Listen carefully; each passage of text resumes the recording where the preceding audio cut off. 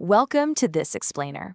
Today, we're going to completely demystify the elite athlete's absolute secret weapon for executing flawlessly under pressure.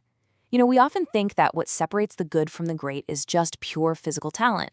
But as we'll see, the real battleground is actually the mind. So let's kick things off with a universally relatable question. Why do we sometimes just completely choke when the spotlight turns on? You can practice a presentation, a penalty kick, or a piece of music 1,000 times perfectly in your living room. But the second a crowd is watching, your brain just seems to freeze up. Well, it turns out the answer isn't a lack of willpower, it's entirely biological.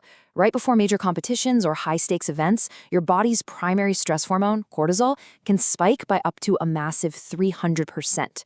Your body is suddenly flooded with chemical signals, literally telling you that you're in mortal danger. And that massive chemical stress directly tanks your physical performance. When that anxiety hits, your fine motor control suffers, and it causes your coordination accuracy to drop by 15 to 20%. So it's not just nerves. Your biology is actively working against your physical training, making you clumsier and slower right when you need to be at your absolute best. This brings us to Section 1, the weight of competition, biology working against you. Let's unpack the weight of this stress and why stepping onto the actual field deeply differs from your everyday practice. The divide here is pretty stark. Think about training anxiety for a second. It actually allows for growth and experimentation. If you mess up, you just try again, right? It's reversible. But competition anxiety? That brings permanent, high-stakes pressure. There are no do-overs. Because the results are final, your nervous system treats that environment as a literal physical threat, and it completely hijacks your typical response. Let's move into Section 2, rewiring the brain, the neuroscience of visualization. How exactly do champions overcome this biological hijacking? The most crucial point to understand here is that visualization isn't just, positive daydreaming or wishing for a good outcome. Not at all. It is deliberate, systematic neurocognitive training. You're actively rewiring your brain to treat imagined mental images as genuine, lived experiences. You are literally pre-experiencing the event. To see this in action, just look at Olympic swimming legend Michael Phelps. He famously used these hyper-detailed mental videotapes.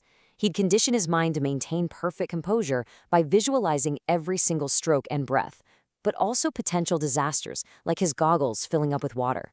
Because he'd already lived that total chaos in his mind, his body didn't panic when it actually happened in the pool. And the hard neuroscience backing this up is staggering. Vivid mental imagery activates up to 90% of the exact same neurological regions in your brain that are used during actual physical movement. Think about that. Your brain is literally firing the motor neurons and practicing the skill, all while you're just sitting perfectly still in a chair. Okay, Section 3, mastering the mind's eye, building the skill. Now that we know why this works on a biological level, let's talk technique and explore how to actually build your own mental armor. If you want to truly get those motor neurons firing under pressure, you absolutely must use a first-person perspective. You have to look out directly through your own eyes, seeing the court or the audience exactly as you would in reality. Watching yourself passively from the stands in the third person is great if you're just analyzing posture, but it's not going to map that spatial geometry to your muscles. And this naturally builds into the five-sense immersion technique. To trick your central nervous system into believing the visualization is a real memory, you must vividly recreate every single sensory detail. Don't just see it like some silent movie. You need to hear the crowd, feel the grip of the ball, smell the fresh turf, and actually sense that rush of adrenaline. Take endurance athlete Jonal Ridler, for example. He experienced the morning sunrise, the temperature of the air, and the feel of the ocean ripples in his mind countless times.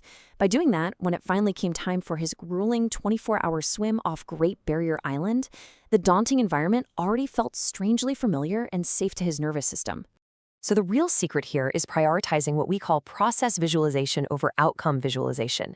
If you only picture yourself holding the trophy, your brain won't have a clue what to do when you're actually in the trenches fighting for it. You have to rehearse the exact mechanical steps, the technique, and the rhythm. That ensures your brain has an actionable default to fall back on when panic sets in. Which brings us to Section 4, building your mental blueprint, preparing for adversity. Because let's be real, perfection is a complete myth. So what happens when things don't go according to plan? Let's confront the elephant in the room right now. What happens when you fail? What happens when you drop the pass, miss the note, or stumble over your words under those bright lights. Because if you've only ever visualized a flawless performance, that one little mistake is going to shatter your confidence completely. To combat this, you've got to practice what sports psychologists call coping visualization, or basically the bounce back. You intentionally rehearse making a realistic mistake. Then you visualize yourself executing a physical reset cue, like taking a deep breath, and finally perfectly dominating the very next play. You're literally building genuine, unbreakable psychological armor. Oh, and here's a fascinating hack for this blueprint. Pre-sleep programming.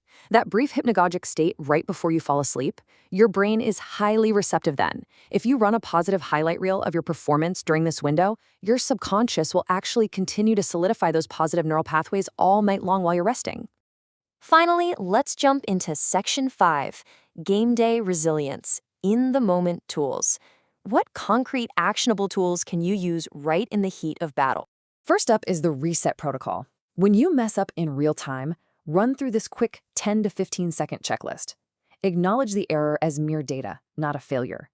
Take 3 deep breaths, physically adjust your equipment to break the tension, and use a cue word like next rep to immediately ground yourself right back into the process. Now, if you find your heart is absolutely pounding out of your chest between attempts, deploy the box breathing technique. Inhale for 4, hold for 4, exhale for 4, and hold empty for 4. This specific pattern acts like a physiological brake pedal. It quickly activates your parasympathetic nervous system to physically reduce muscle tension in under 90 seconds. And if you catch your mind spiraling into that toxic, future-focused what-if anxiety, worrying about the score or what people will think, use a quick 5, 4, 3, 2, 1 sensory check-in. Name 5 things you can see, 4 you can touch, all the way down to 1 you can taste. This literally snaps your attention away from that imaginary future and anchors it right back to the present moment, which is the only place performance actually happens. As we wrap up this explainer, I want you to remember a fundamental truth. Visualization is a force multiplier for sure, but it's not a substitute. It won't replace the hard work or the physical sweat you have to put in, but it does give you countless extra repetitions, building elite muscle memory without ever tearing down your physical body. So, I leave you with this final provocative thought.